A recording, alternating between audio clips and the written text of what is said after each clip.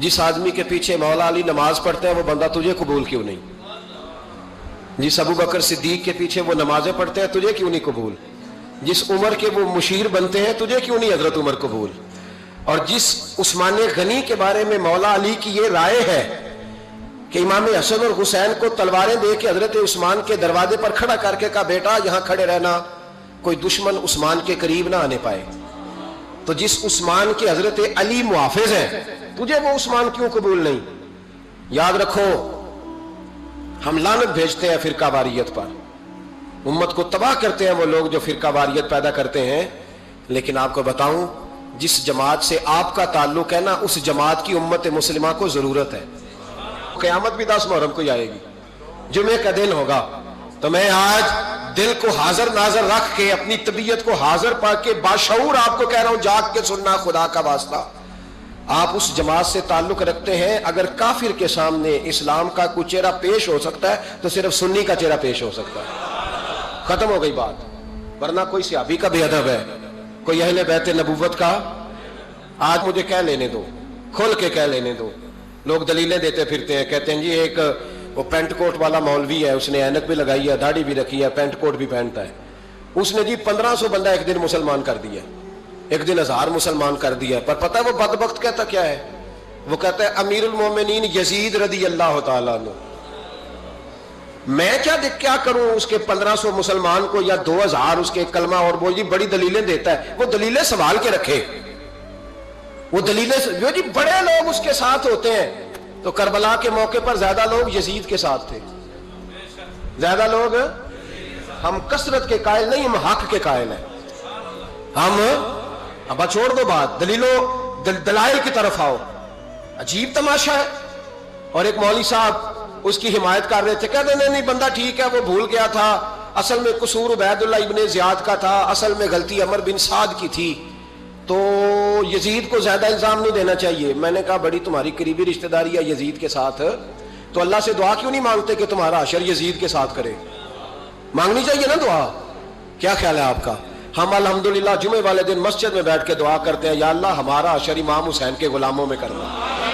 तो तू भी करना, जुर्रत कर, जुर्रत हमारी जुर्रत देख। हम ये नहीं कहते उनके साथ कर, हम कहते हैं या अल्लाह हमारा हशर उनके, हमारी जुर्रत देखो, हम उनके गुलामों में, कदमों में, नौकरों में बैठने को वो दुआ मांग रहे हैं, या अल्लाह हमारा उनके गुलामों में, गुलामों के। तू भी जुर्रत कर दलेरी, कर जुर्रत, क्या या अल्लाह मेरा हशर यजीद के साथ कर दलेरी। अगर इतना ही अच्छा था तो बेशर्मो इतना जुल्म ना करो, इतनी ज्यादती, इतना जुल्म ना करो, ये जुल्म है। इमाम हुसैन जुमे वाले दिन खुतबा पढ़ने लगे, जुमे से पहले इमाम हुसैन ने खुतबा पढ़ा और आपने एक जुमला कहा जो हमेशा याद रखा जाएगा। आपने फरमाया यजीद को जाके बता दो कि मुझ जैसा तुझ जैसे की बैत नहीं कर सकता। ओ क्या फिक्रा है इमाम अली मकाम का। फरमाने लगे मुझ जैसा तुझ जैसे की बैत, और आप फरमाने लगे बताओ इस वक्त पूरी दुनिया में कोई नबी का नवासा मौजूद है मेरे सिवा? हजरत आदम से लेकर मुस्तफा करीम तक इस वक्त पूरी दुनिया में कोई नबी का नवासा है? और फरमाया अगर मैं ही हूं पूरी कायनात में, लोग कहते हैं फलाना लामा साहब की तबलीग बड़ी है, हमसे बड़ा कौन होगा तबलीग की बात करने वाला? लेकिन डरो अल्लाह से, डरो, गुमराह न करो कौम को। यहां तबाही उतर गई है, कोई बड़ी दाढ़ी रख के माज़ अल्लाह ताला अहले बैत के बारे में बकवास करता है, और कोई बिल्कुल दाढ़ी मुंडा के नंगा सर करके मिंबरों पे नाचता है और सहाबा के बारे में बकवास करता है। मेरे मुस्तफा के पास अगर अबू बकर आए हैं तो वो भी शान वाले हैं, और अगर बीबी आयशा सिद्दीका उनके बिस्तर पे रही है तो वो भी शानों वाली है। मौला अली शेर खुदा के बारे में जो बात करे पक्का बेईमान है। अजीब तमाशा लग गया है जी। जो रब नबी पाक के जिस्म के करीब मक्खी नहीं आने देता, वो गंदा बंदा हुजूर के करीब आने देता है? अजीब तमाशा है। उम्मत को तबाह कर रहे हो, काफिर को मौका दे रहे हो ये कहने का कि तुम्हारे नबी के पास बैठने वाले ठीक नहीं थे।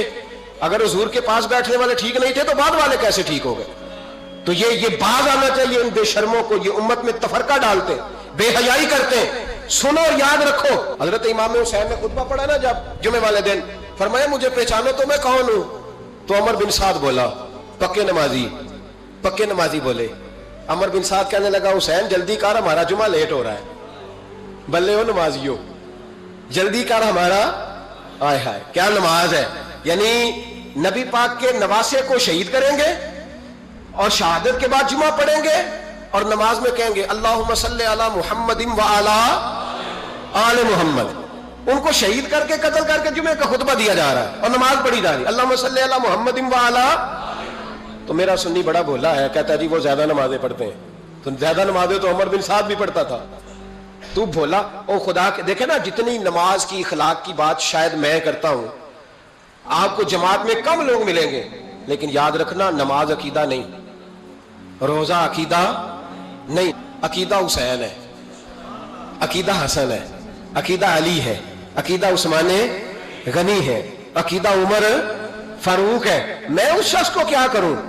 مجھے اس شخص کی کیا ضرورت ہے جو ممبر پہ بیٹھ کے کہتا ہے حسین ابن علی باغی تھے؟ وہ شخص, اس کی نماز روزہ حج زکات دیکھا جائے گا. آؤ قرآن مجید سورہ شورا آیت نمبر 23, گھر جا کے قرآن مجید کھولو, یہ والی آیتیں بھی پڑھا کرو, یہ والی بھی کھولا کرو. صحابہ جمع ہو کے نبی پاک کے پاس آئے, عرض کی یا رسول اللہ صلی اللہ علیہ وسلم آپ کے خرچے زیادہ ہیں, آمدن کا ذریعہ کوئی نہیں. جس طرح آج لوگ ہر پیر صاحب سے نہیں پوچھ رہے, علامہ صاحب سے, کہ آپ کام کوئی نہیں کرتے, کپڑے پھر بھی سفید پہنتے ہیں, کیا ذرائع آمدن ہے, پھر بھی آپ گاڑی میں گھومتے ہیں. ہمارا تو پروگرام تھا مولوی بھوکا مر جائے, پر اس کے پاس آتے ہیں تو یہ تازی چائے پلاتا ہے. کیا مطلب, کس طرح کا رویہ ہے؟ صحابہ کے بار وہ یہ نہیں سوچتے تھے آتے کہاں, وہ کہتے تھے آگے بڑھ کے حصہ ڈالیں. وہ سارے آگے بڑھے, کہا یا رسول اللہ صلی اللہ علیہ وسلم اخراجات زیادہ ہیں, ذرائع آمدن بظاہر کوئی نہیں. نذرانوں پہ اعتراض نہ کیا کرو, نذرانہ دینا نبی پاک کی سنت ہے, نذرانہ قبول کر لینا نبی پاک کی, بولو, حضور کی سنت ہے. تو صحابہ جمع ہو کے آئے, ایک جگہ پہ میٹنگ کی, کہا تھوڑے سے پیسے ہر مہینے پیش کریں گے. تو حضور سے بات کون کرے گا پیسوں کی؟ کہا ہم نے نہیں کرنی, نبی پاک کے چچا جناب عباس کریں گے. حضرت عباس رضی اللہ تعالیٰ عنہ کے ذمہ لگایا گیا. جناب عباس آئے, حضرت عباس رضی اللہ تعالیٰ عنہ پیسے لے کے آئے, اور سیانے بندے تھے, انہوں نے بڑی سمجھداری والی عقل مندی والی بات چھیڑی.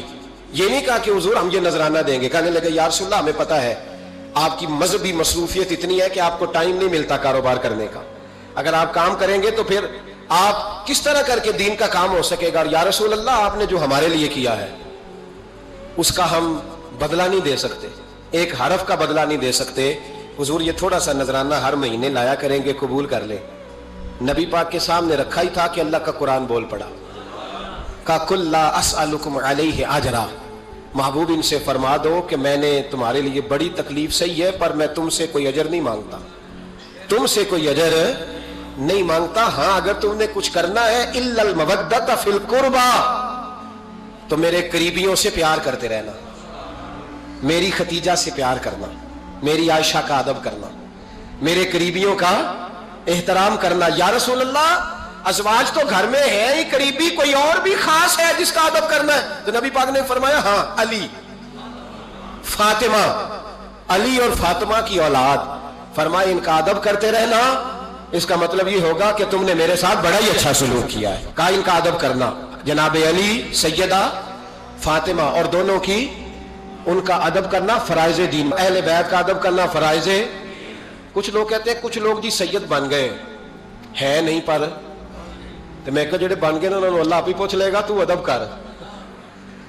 جڑے بن گئے نے اللہ, شیخ الاسلام والمسلمین حضرت خواجہ قمر الدین سیالوی رحمت اللہ تعالی علیہ, دو بندے خواجہ صاحب سے ملنے آئے تو ان کو پتا تھا کہ خواجہ صاحب سیدوں کا بڑا احترام کرتے ہیں.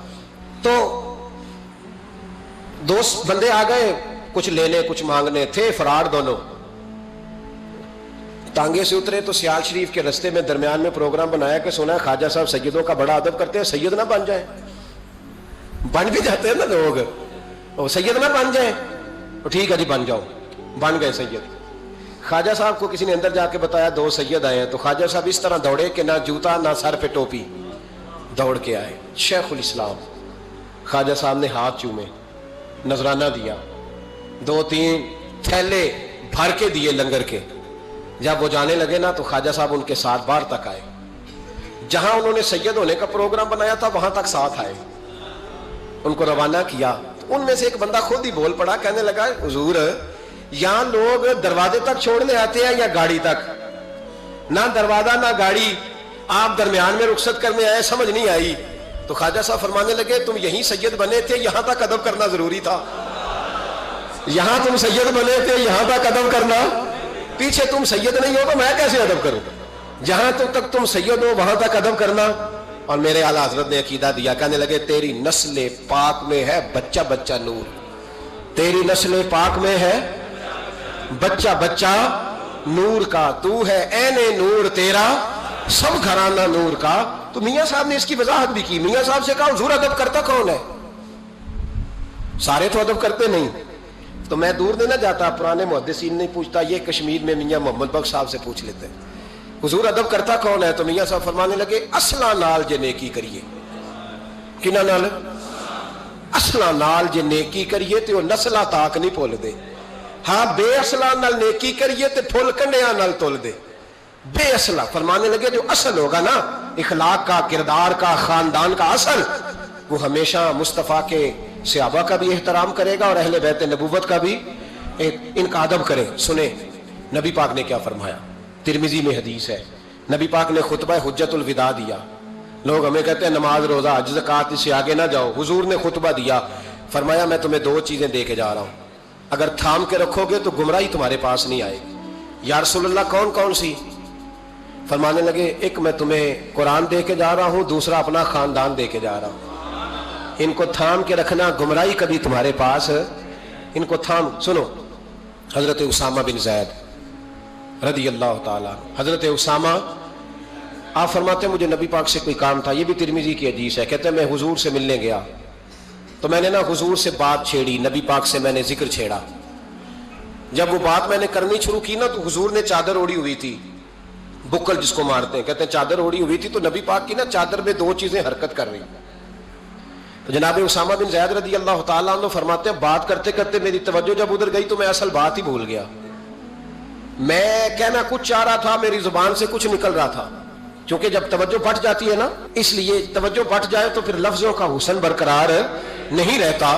تو جناب اسامہ بن زید کہتے ہیں میں کہنا کچھ چاہ رہا تھا، میرے منہ سے نکلتا کچھ اور تھا، تو سرکار سمجھ گئے، تو حضور صلی اللہ علیہ وسلم مسکرا کے کہنے لگے بھول گئے ہو نا بات؟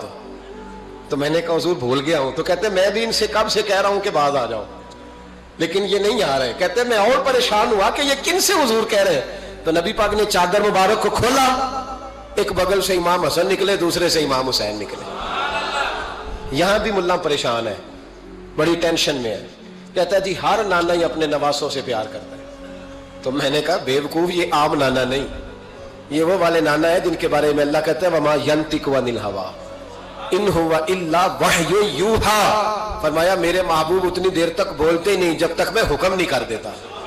تو امام حسن اور حسین کا پیار بھی اللہ کا حکم تھا، اس لیے ہو رہا تھا۔ فرماتے ہیں جب نبی پاک کی بغلوں سے وہ دونوں نکلے نا تو میں نے حضور کی آنکھوں میں چمک دیکھی، نور دیکھا، اور جیسے بندہ کسی سے پیار کرتا ہے تو چہرہ بھی بتا نہیں رہا ہوتا، آج کل کی زبان میں کہتے ہیں باڈی لینگویج، اس کی باڈی لینگویج بھی بتاتی ہے کہ یہ جو بات کر رہا ہے نا یہ طاری ہے۔ تو محبوب فرمانے لگے اسامہ یہ دونوں میرے بیٹے ہیں، یہ دونوں میرے بیٹے ہیں کیونکہ میری بیٹی کے بیٹے ہیں۔ اور فرمایا اسامہ میں ان سے بڑا پیار کرتا ہوں، کاش امت ان لفظوں کو سمجھ جائے۔